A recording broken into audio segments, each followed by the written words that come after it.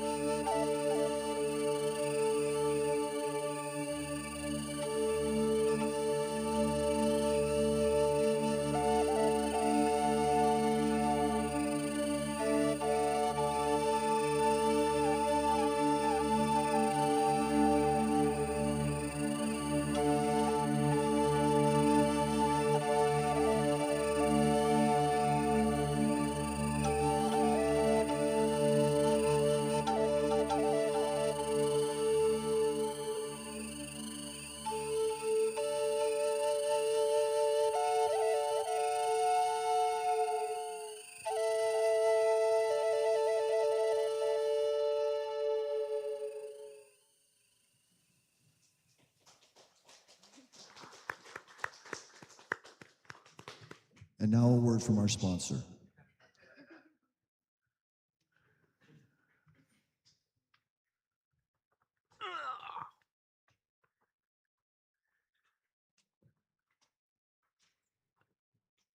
Good morning, Unity. It's a beautiful day, a little smoky, but that's a good reason to be here. And we're glad you're here today. We have, of course, our special guest, Armand and Angelina, and I'll tell you a little more about that in a minute. To all of you who are viewing online, we welcome you also, and we hope you enjoy the service, and we hope to see you in person soon. The announcements. Morning announcements. I need to turn. The eyes aren't what they used to be. A gentle reminder, be respectful of our speaker and your fellow congregants. Please keep chatting at a close and hold quiet focus while the speaker is on the platform. Thank you. Next. We went by okay. Oh, they're going by fast. The community creation sale was a hit. I don't know how much we raised, but I know it was very successful. Next.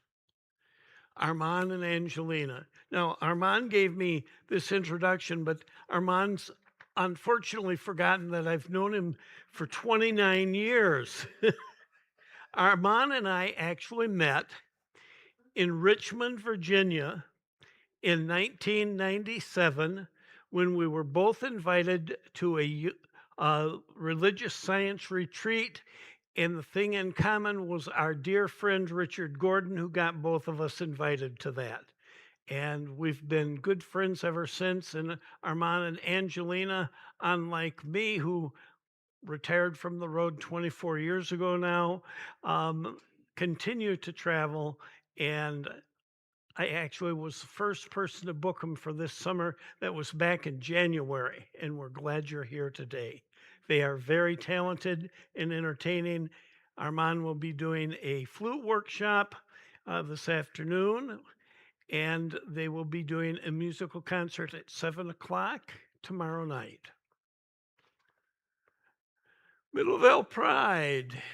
We are going to have a booth there. That is on the 8th of August. No meetings for Open Circle in August. Healing class is canceled in August. Next Sunday, Reverend Mike will interview Ron Yob, a 7th generation descendant of the Thornapple Forks band of the Grand River Ottawa Indians. And I'm not even going to try to pronounce that name. He is a descendant, and it will be an interesting interview. I recommend we all be here. Lake fundraiser with Gina Russ. That is on, it's there someplace. Saturday, August the 15th. Just a few weeks away, 3 to 8. Let Gina know. I believe there's a sign-up sheet in the lobby. Feeding America, mobile food pantry. We need 10 to 15 volunteers for the mobile food truck pantry, set up tables, distributing food, and tearing down. The location will be Union High School, and the time will be from 3:45 to 5 p.m., and that is on Thursday, August the 27th. Healing service, next one of those will be October the 4th. Now going to be offered only once a quarter. And it's birthday time. But today is the birthday for Karen, Roland, Francesca, Therese, Carolyn, and Marla. And these are the birthdays for the month of July, and let's all sing happy birthday. And Angelina, July 31st, that counts. Yay, Angelina! We'll do the peppy version of happy birthday. Happy birthday to you. Happy birthday to you. Happy birthday, you are wonderful. Happy birthday to you. God is blessing you now. God is blessing you now. God is blessing you. You are wonderful. God is blessing you now. Cha cha cha. Yay!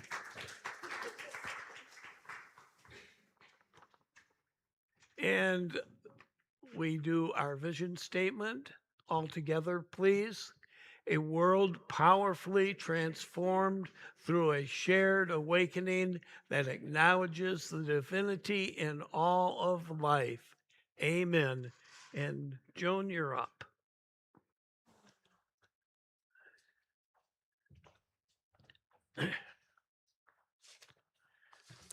Good morning.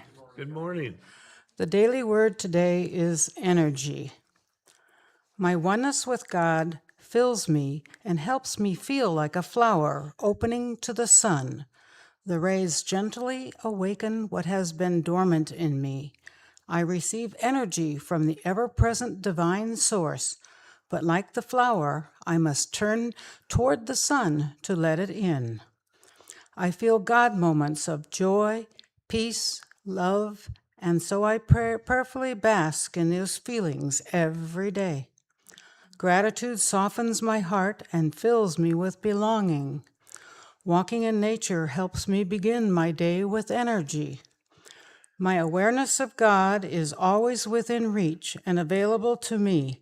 Today, I choose to open myself to the light of God. I allow it to fill me with everything I need. I feel newly alive, blossoming with vitality. And from Scriptures, the Gospel of John, again, Jesus spoke to them, saying, I am the light of the world. Whoever follows me will never walk in darkness, but will have the light of life. And will you join me with the affirmation? The light of God within is my ever-renewing source of energy. As we begin our prayer time, I invite you to open your hearts to love. Breathe love into your heart. Relax in your chair and let it support you as you breathe in and open yourself to divine ideas. God is. We quietly recognize that God is divine peace. In the stillness that we feel, that we do feel that divine peace as it circulates among us. We see divine peace and we invite it into our lives, and we recognize that our oneness is with it. We are divine peace. We realize that this peace is our source. We can reach out and we can use it as a resource in any situation that we face, as we realize that before we speak or act, we need to center ourselves in this peace. Everything we begin in the state of peace will be blessed with clarity and love. We appreciate the opportunities that we have to grow in divine peace and the calmness that it brings into our lives. We are grateful, and so we say, thank you, God. Amen. Amen.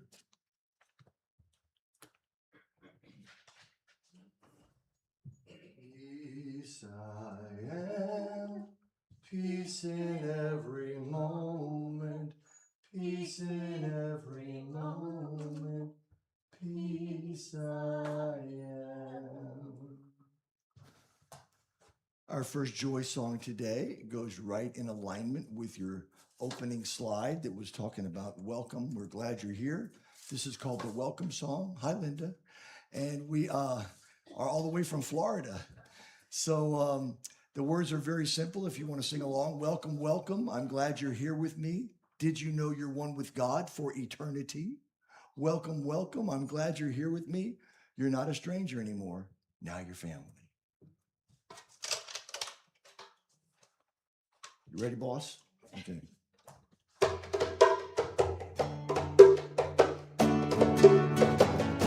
Welcome, welcome. I'm glad you're here with me.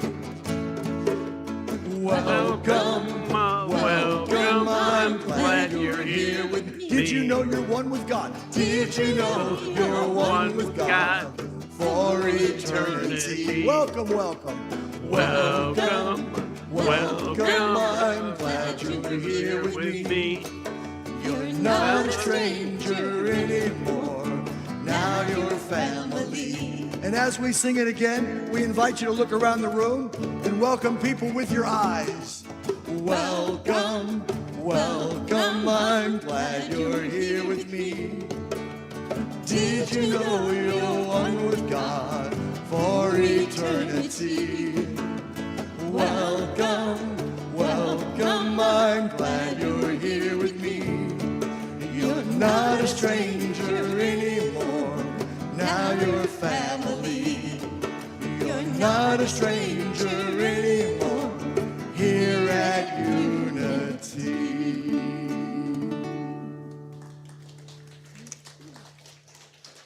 That was so cheesy, I feel like I need a glass of wine. Okay, that's all right.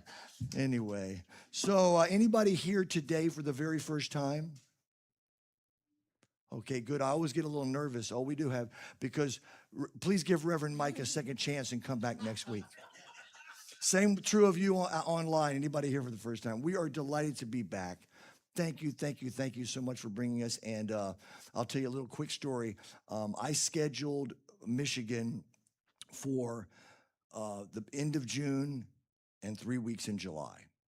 And then Charles gets a hold of me and says, can you do the last week of July? And the Red Sea parted for you. And we've changed everything around to be here. And it worked out, so thank you. So that was the beginning of our wonderful time. And we've decided that we cannot be away from Michigan 2 years anymore.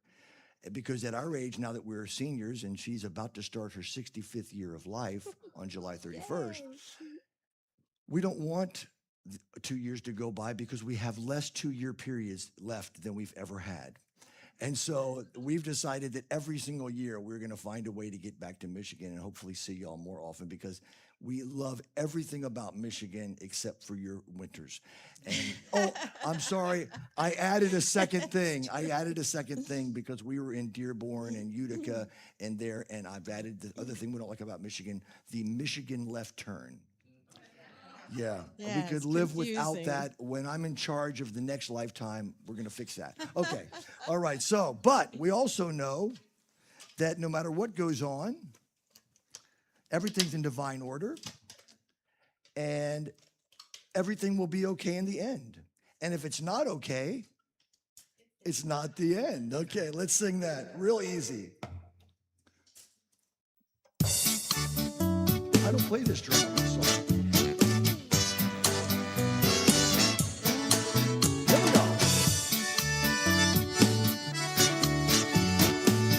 Nice rainbow, honey. Everything will be okay in the end. If it's not okay, it's not the end. Everything will be okay in the end. If it's not okay, it's not the end.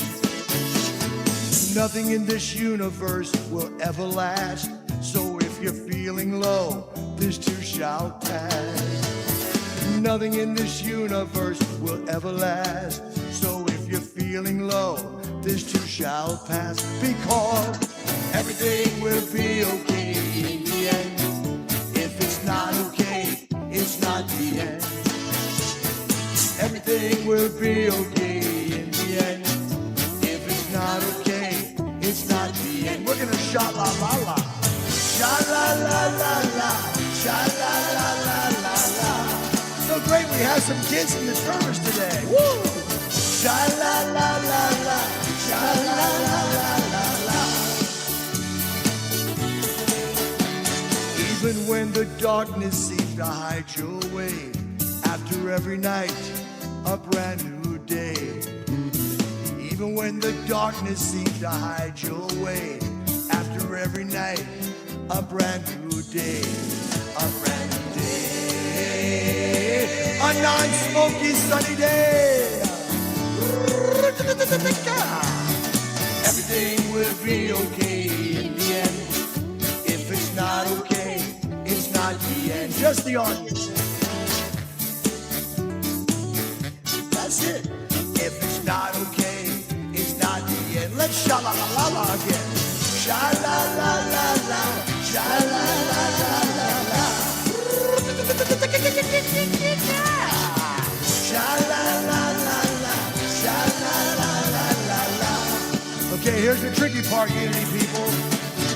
Even when it all just seems to go your way, don't get attached, it's gonna change. Even when it all just seemed to go your way, no matter how many times you saw The Secret, still gonna change. That's okay, because everything will be okay in the end. If it's not okay, it's not the end. Everything will be okay in the end. If it's not okay, it's not the end. It's not the end. It's not the end. So if you don't like the weather, wait a day. It's not the end. It's not the end. If you think it's hot here, we live in Orlando. Woo! It's not the end. It's not the end. If you can't believe all people want to do is talk about politics, it's not the end. this song?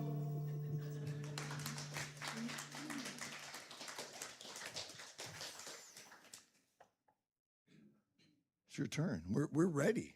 We're moving right in. Yeah, I know.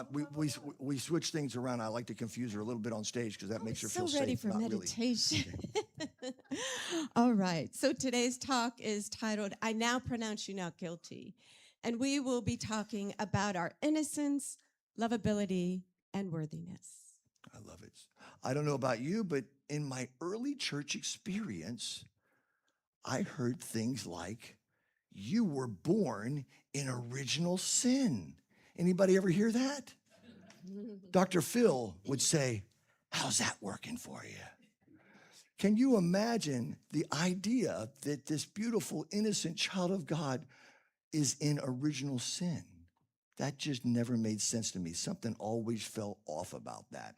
And one of the things I love about unity is an inclusive philosophy and spirituality versus an exclusive religion. So we don't put down other religions. But things like that don't work for us, okay? The idea that we were born in original sin. And then I got into unity in 1984, all because one of my friends says, I went to this place and they talk like you.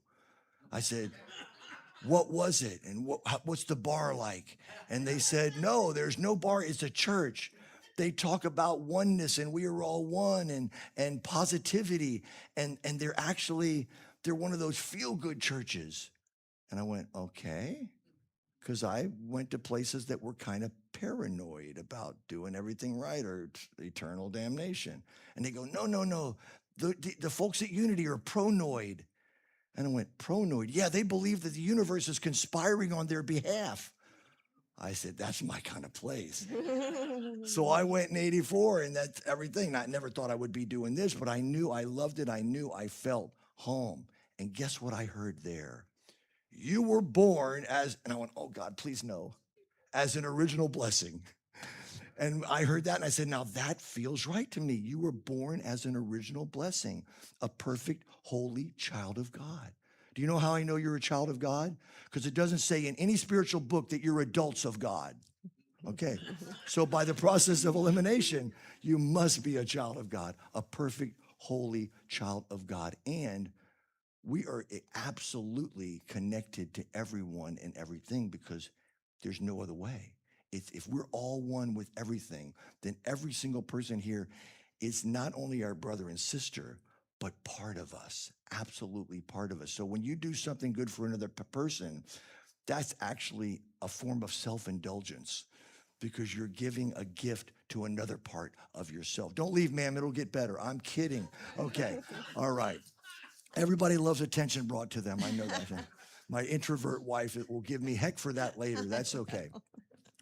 So everything changed for me when I realized that there was a spiritual teaching that would teach me I'm a holy, beautiful, perfect child of God. And so that became my whole focus, was doing affirmations and getting involved and recognizing that there was a part of me that did not feel beautiful and innocent and holy. There was a part of me that felt like as long as I don't inconvenience other people, I'm a good boy. But the minute I do, I'm a bad boy. And we hear things like that when we're growing up, oh, you're wonderful. I'm so proud of you. And then we hear, I'm so disappointed in you. And so and we can do that to ourselves too. And oh my God, we do that to ourselves. There's an old saying that you can look back at your childhood and find out where the seeds of unlovability were planted. But we're the ones that 20, 30, 40, 50, 60 years have been watering those seeds of unlovability. And it's impossible. Unity doesn't usually talk about your limitations, but I will give you a limitation here. No matter how hard you try, this is a limitation you will never be able to do. It's impossible for you to ever be unlovable. Impossible, no matter what anybody says, and certainly no matter what you feel. Say that again, because that's hard to take in sometimes for some of us. It's impossible for you to ever be unlovable. It's also impossible for you to ever be not enough. Anyone ever felt not enough and unlovable? Okay, that's an inner neurotic. It's okay.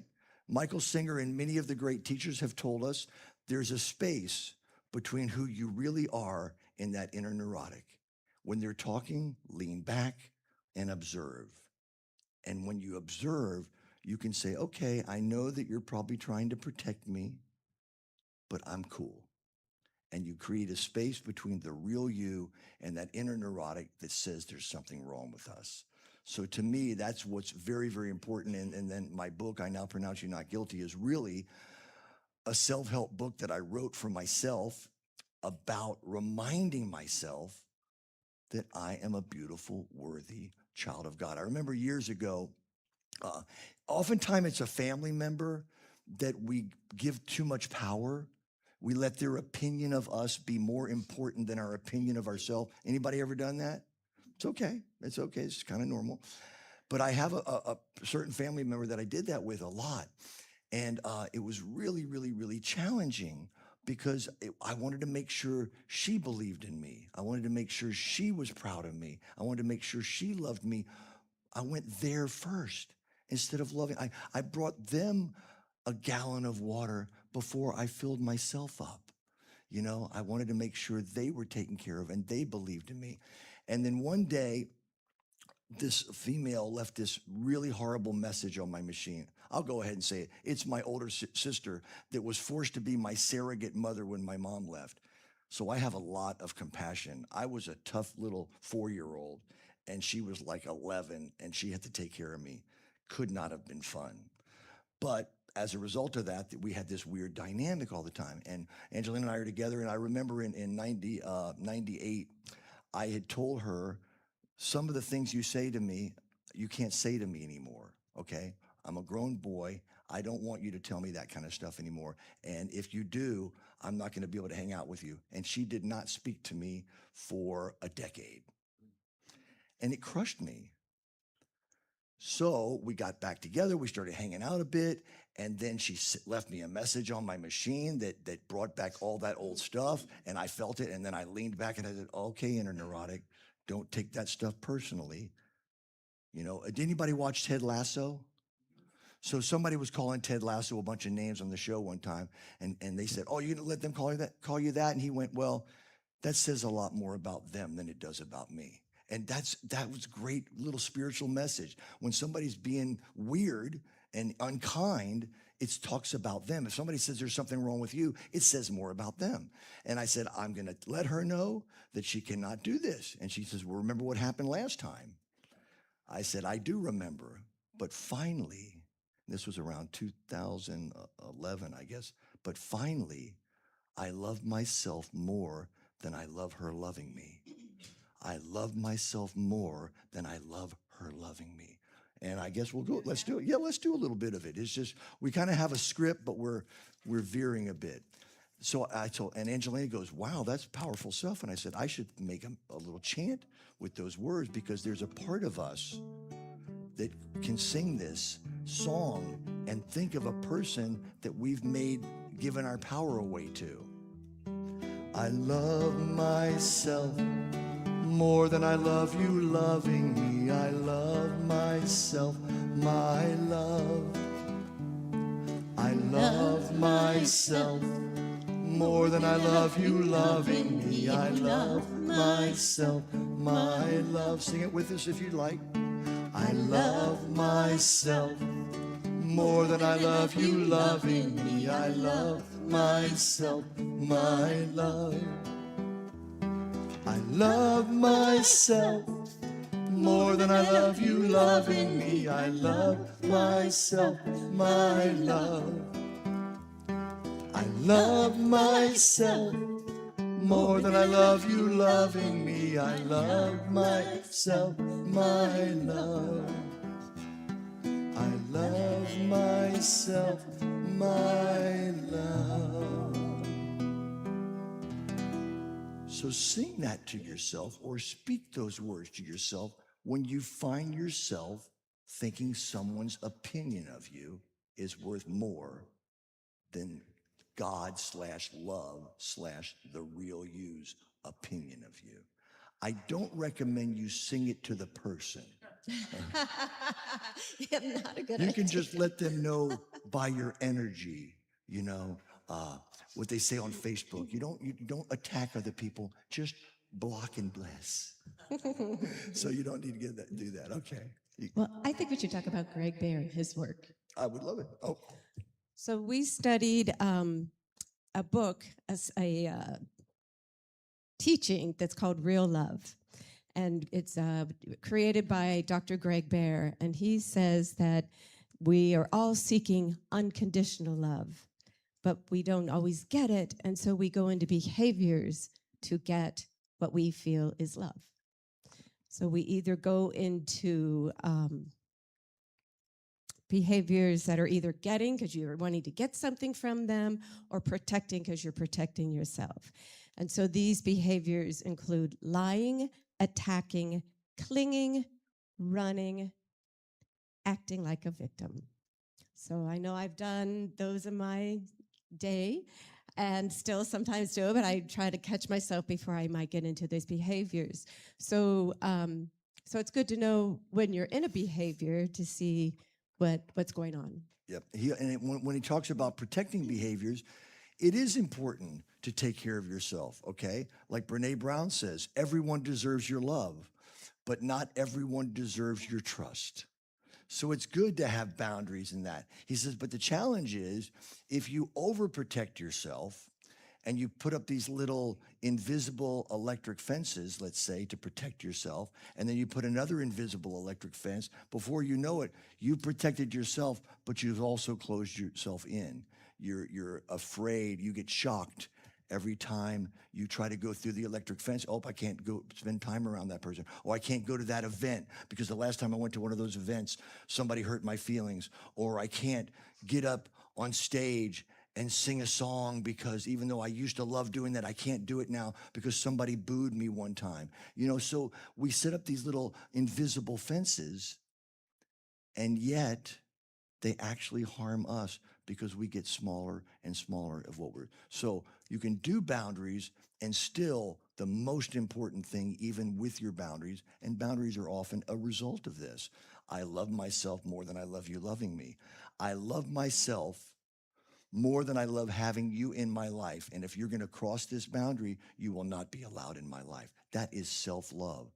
That is, you know, remember the Bible quote, love thy neighbor as thyself? Who forgot about the self part sometimes? You know, that's tough to forget about. It's tough to remember the self part because we have more ammunition. We know stuff about ourselves, and we use that against us to remind us that we're not lovable. And this, to me, one of the greatest teachings of unity is to help us remember that we were born divine. So also, if we like take our anger or disappointment out on someone, especially children, then they feel like I'm only lovable if, you know, there's consequences if I don't do it this way. And exactly. So yeah, we can feel our love, our Right. anger. We can feel our despair. You know, Angelina's very, very, very pro feeling every single one of your feelings. I heard something a while back that I like as well. Not only feel your feelings, ask that hurting part of you what they want to tell you. Let's say you have a little child in the back seat that's screaming and yelling. And you're like, whatever. You just keep yelling, I'm going to do what I'm doing. The child's screaming, and you finally say, okay, what is it? Mom, my door is slightly open. Right? There's a gift. There's a gift in the inner child that's crying out. Ask them what the gift is. And they might say, well, when I'm around this person, they're always saying awful things that make me feel bad. And then you can say, thank you for sharing that. We're not going to hang out with them as much. So you ask them, how many people saw the animated Pixar movie Inside Out? So Inside Out is one of the greatest movies because she always wanted to feel joy, you know? Riley always wanted to feel joy, joy, joy, joy, joy. And that's a beautiful thing, but not if you're burying all the other emotions. Let those emotions be heard too. And she found out in the movie that she could actually have more joy when she listened to sadness and when she listened to grief and when she listened to anger, okay, which was played by Lewis Black. He was perfect as anger. I think that movie's a lot more for us big kids than little kids. I think it was too. Because I needed to hear those That movie was for the messages. parents and grandparents of the kids that were watching it. But that whole idea that we can bring that all in. So yes, exactly what you said, taking out your frustration and your disappointment and your anger on another person basically says you're lovable unless you hurt my feelings, or unless you make me angry, or unless you inconvenience me, or unless you disappoint me. So it's very important that we don't share that with people that are bugging us and take that out on them. It's good to call a friend or whatever, because there's a part of us that when it gets frustrated, when it gets feeling like they're out of control, when it feels helpless, that part of us will act out, okay, in some of those behaviors. You know, there's an Right. old saying, hurt people, exactly. I know it's very simple, but it's true. And there are many, many different ways that we can, you know, Marianne Williamson, I think, says it like this. Everything someone does is typically love or a cry for love. If you're feeling lovable, you've got a lot of love to give because your cup is full. You know, they say that on the airplane. Ladies and gentlemen, in case of cabin pressure loss, mask will fall down. Please place yours on first to make sure you're filled up. They didn't say that, but to make sure you're filled up so you can assist other people, assist small children. If you have 3 children, pick your 2 favorite. No, I'm just kidding. They don't say that. Don't believe that. They don't say that. Anyway, but that's a perfect little metaphor of keeping yourself filled up. And when we empty out, it's important not to take that empty feeling out on other people, is to find a way to get filled back up. And then maybe you do need to talk to somebody and set some boundaries and have some discipline. Right. And so for me, I sometimes I can feel stuff getting a little heated. And so it's good for me to leave the room, because if I don't leave the room in a certain moment, I could blow up, because my Medusa comes out and she's not pretty. So I have learned that when I start to feel that, it's really good for me to leave the room. And so I say, Armand, I'm feeling really not in a good space. I'm going to go outside. I always go outside and sit in my little chair, and I will be back. I'm not abandoning the issue. I'm not, I'll be back and we can talk about it, but I just kind of need to figure out what's going on in me. And so I go and I sit in my chair, and I don't come back in until I know what's it about. You know, what am I feeling? What's the thing in my head? And cells that are going, and usually it's me, and so I don't have to go in and say, well, you did this or you blah blah blah. It's usually I come in and say, listen, it's 90% me, and I know what it is, and so we can talk about it, but it's really I'm good with what's going on. And usually while she's gone, I think about what I said or did, and I go, was I being respectful and honoring of where she is right now? Was I being as loving and kind as I could be? And usually I'll go, I could have said that a little sweeter and kinder or whatever. And so I've been looking at what I might do to make things better. She's looking at what she might do to make things better. Now, she used to be very, very afraid of Medusa.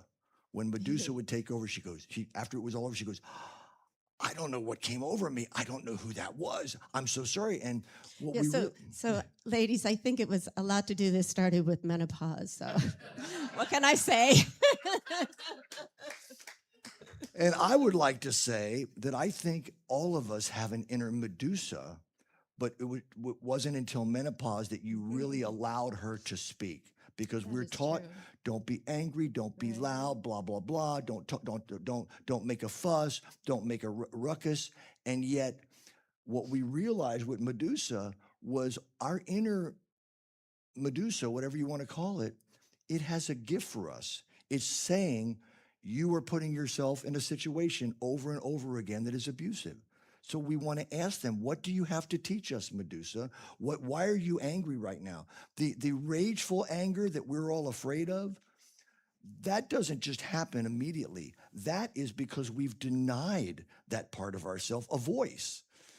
Anger, actual anger, is extremely positive and wonderful, because the initial anger is actually divine discontentment.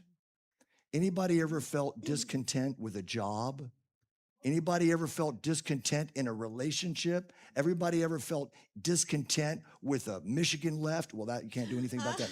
But anyway, so divine discontentment is the initial stage of anger.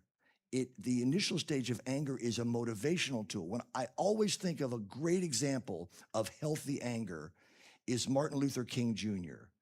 Divine discontentment with the way things were allowed that to motivate him to create a movement to make change. Now, had he just gone along and said, well, we're not going to make any fuss, we'll just hold it in, then it may have turned into rageful anger, which is what happens when we don't honor ourselves, but that divine discontent, that healthy anger motivates us to make a change, get out of a relationship, quit a job that's not working for us when we know our heart wants to sing at a different type of job.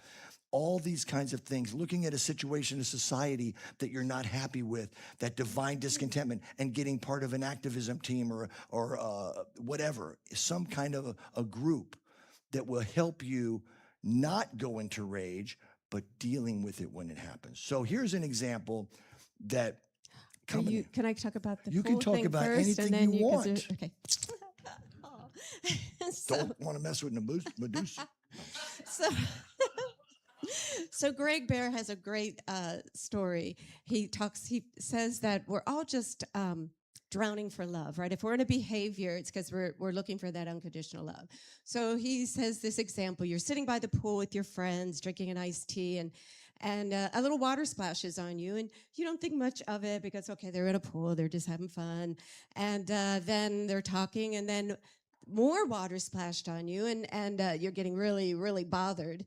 And then now someone splashes a lot of water and you're soaked, and now you're upset and angry, and you turn around to yell at those people in the pool, and you realize it's someone drowning and they're splashing to get help.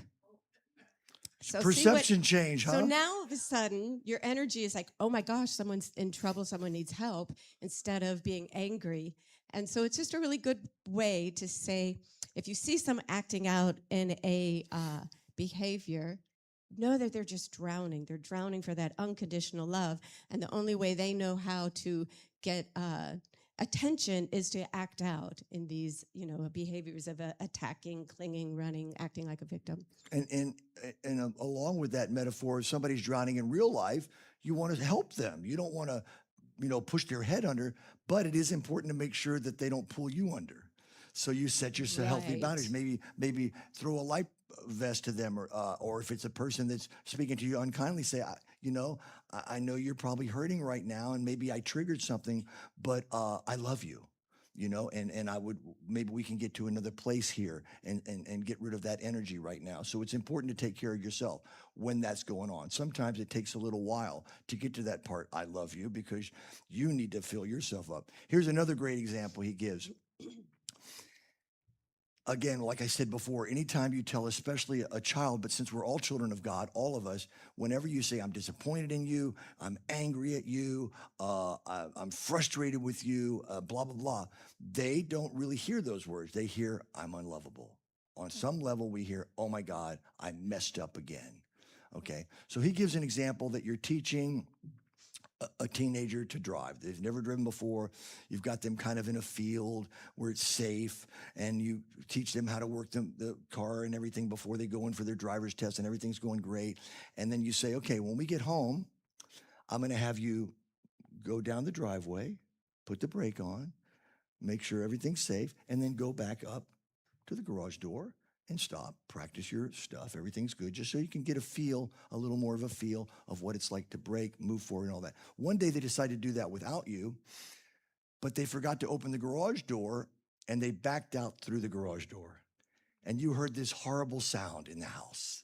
Now, chances are in that moment, you're not feeling very filled up. So that would not be the time to go out and scream and yell.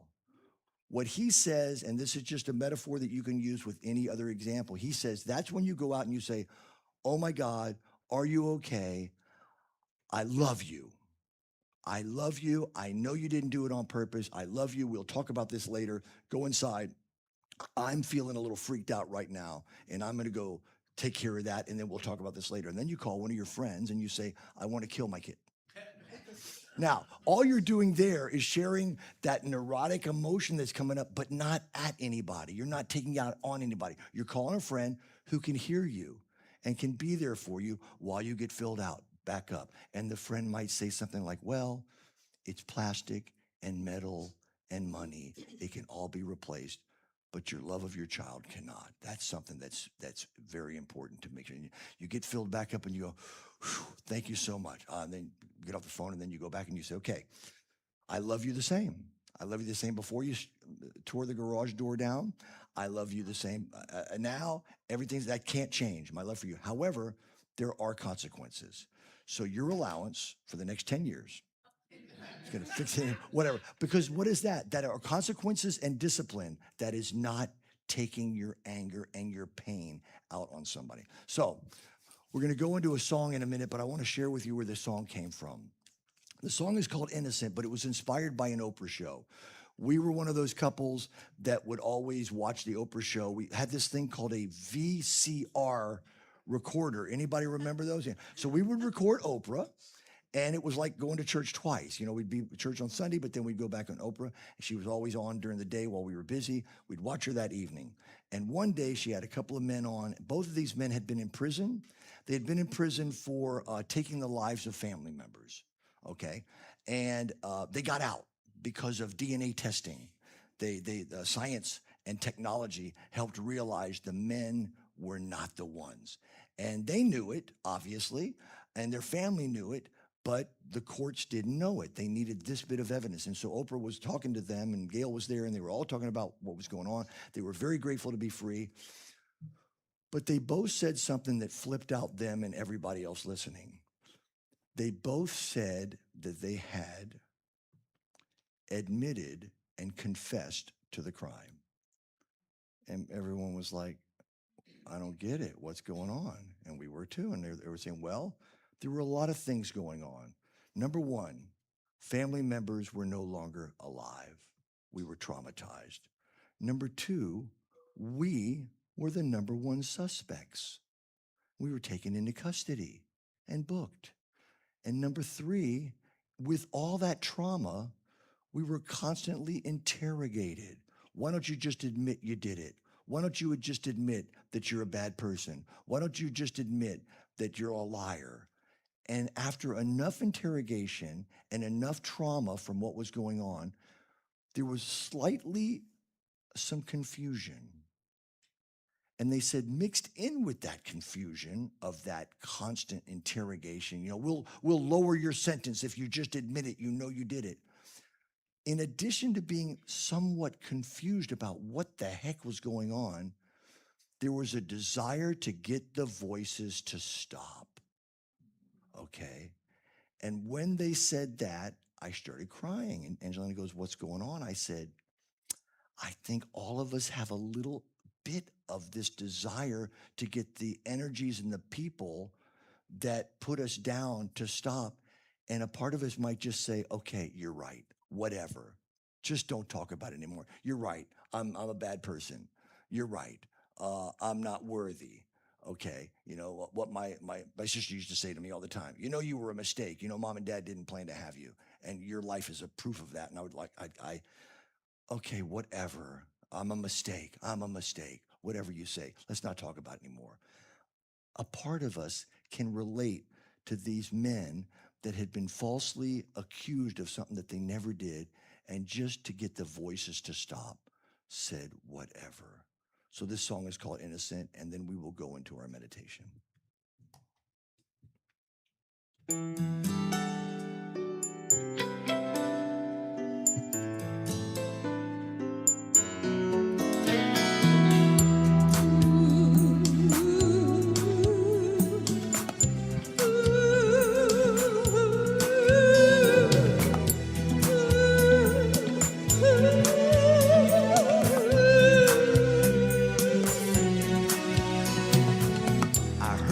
About this young kid who served his prison time for a crime he did not do. He gave a false confession, and when they asked him why, he said, I did not know the truth. He was innocent. I thought about my own life, how I was like that kid when they told me I was bad. I offered my confession to what they said I did, and lost a childhood I once had. I am innocent. I did nothing wrong. I've been serving time for this crime for far too long. I am not to blame for what I didn't do. There is nothing I need to prove. I am innocent. You are innocent.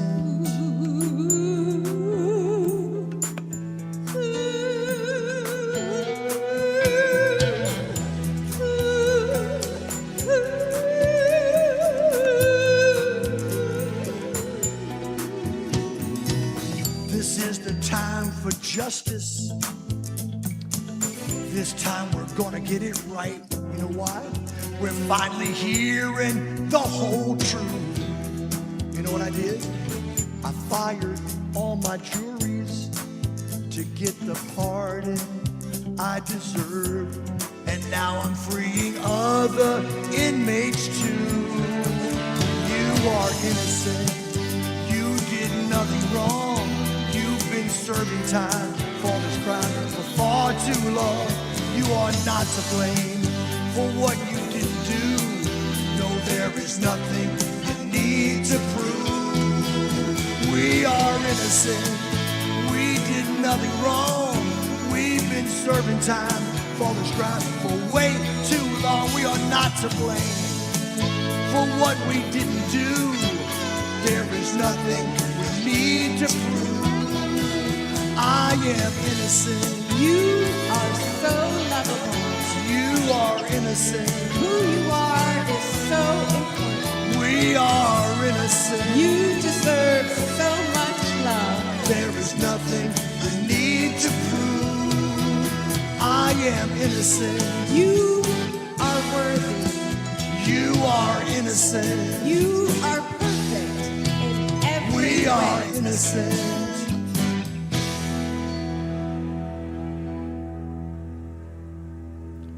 So here we are, a part of the tapestry of the universe, playing our parts perfectly and divinely. We have more than enough evidence to convince any jury of our innocence.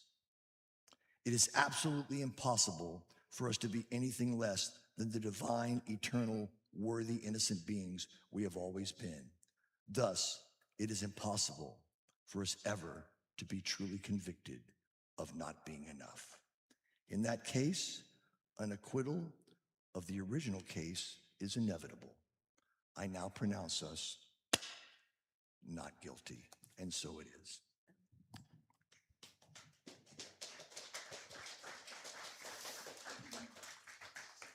So we invite you now to quiet your mind and tap in to that beautiful divine innocence that is your birthright.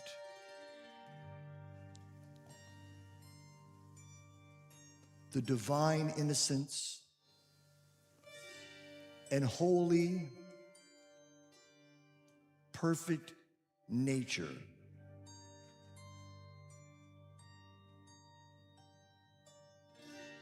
of the truth of who you are.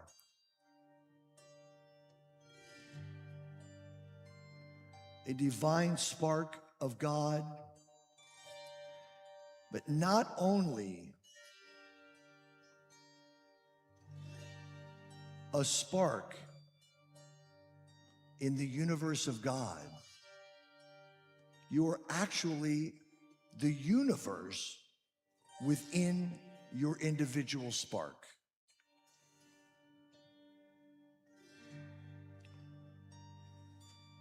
Allow the music to remind you of the truth of who you are. Allow the music to help you to remember anytime someone or something on the outside or something on the inside tells you that you are less than holy. Allow the music to anchor you in your knowing that you are lovable. You are enough, and that cannot change.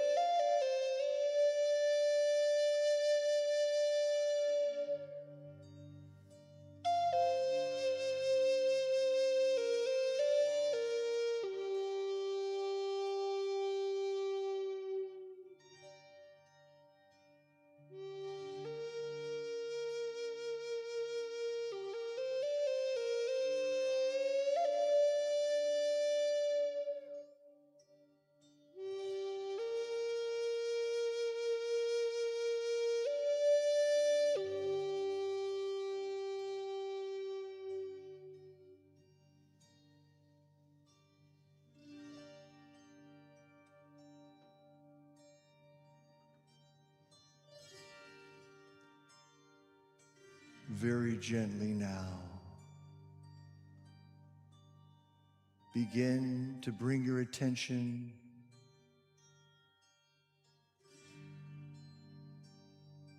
into your physical body, your chair, this holy sanctuary, this community where we come to remember this truth, and where we come to remind each other that we are holy, divine, innocent, worthy, perfect sparks of God.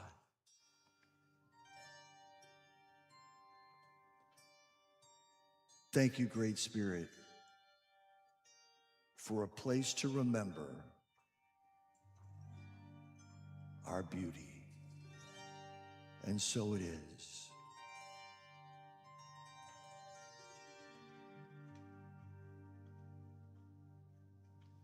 Please join us now, if you like, in singing Alleluia.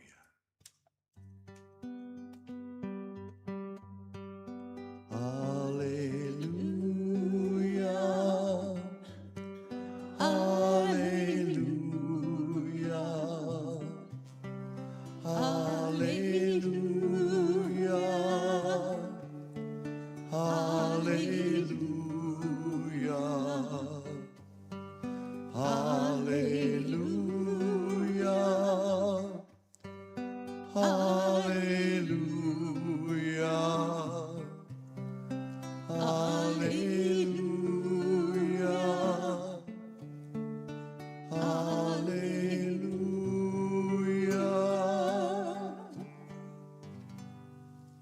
And so it is. And so it is.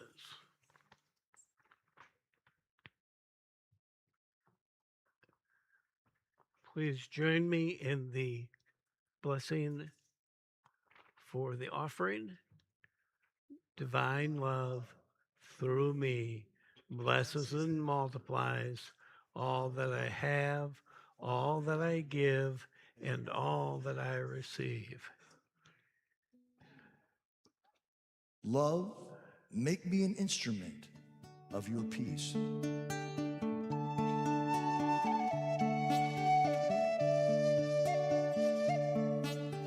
Love, make me an instrument of your peace.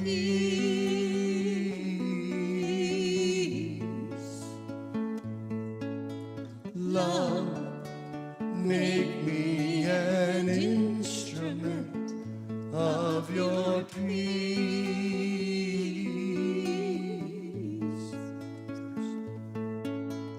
Where there is hatred, let me sow love.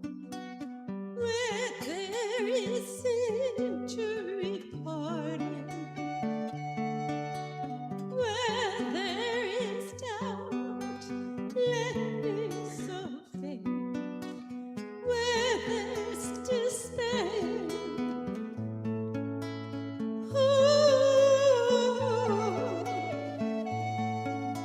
Love, make me an instrument of your peace.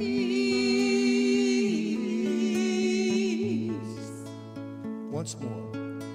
Love, make me an instrument of your peace.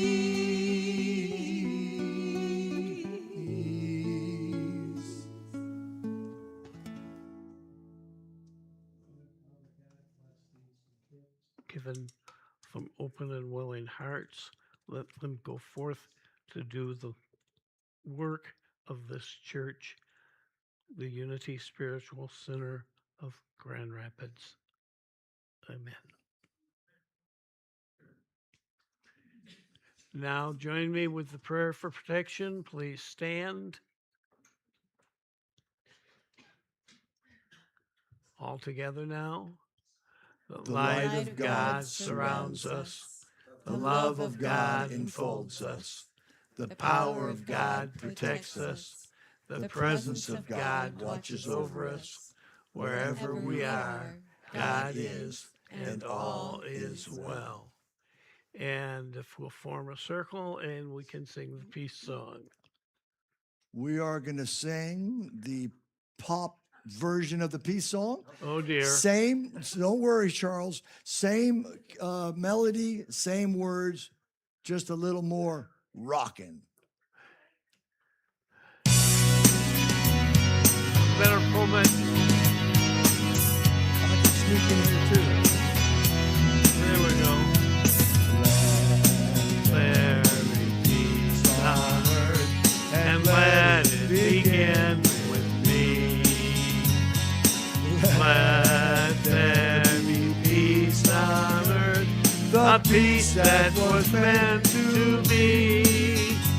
With God and Creator, united all are we. Let us walk with each other in perfect harmony. Let peace begin with me. Let this be the moment now. With every step I take, let this be my joyous vow. To take each moment and live each moment in peace eternally. Let there be peace on earth, and let it begin with me. Yay, God! Woo! 12:15, we'll teach you how to play the flute. Anybody shows up, don't need a flute, we'll hand you one. Don't need any musical experience. Tomorrow night, 7 p.m. with 12 of your closest friends.